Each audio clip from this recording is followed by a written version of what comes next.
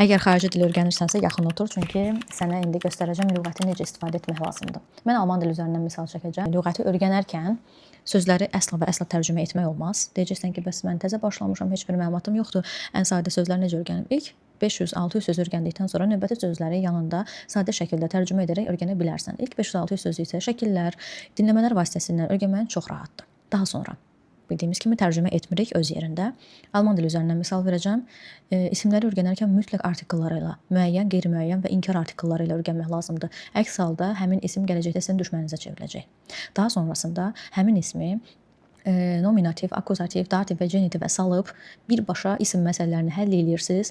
Bu alman dilinin çətin, ən belə ağır hissəsi ilə vidalaşmış olursunuz. Keçək feillərə. Feilləri öyrənən zaman onları infinitivdə, məsdərdə saxlamayın. Mütləq şəxsə görə dəyişin. Daha sonra fikirləşin. Bu feil akuzativ yoxsa dativlə işlənir? Bunun sualı nədir?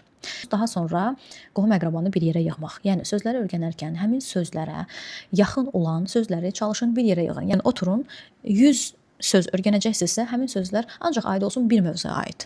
Həmin mövzu haqqında özünüzə suallar verin, öyrəndiyiniz sözlərə suallar verin, onlar haqqında cümlələr yazın və s. Doktor Narmina Instagram, YouTube və TikTokda məni izləməyi unutmayın. Bu cür videoların davamı üçün də bəyənin, paylaşın, rəylərinizi yazın, təkliflərinizi verin.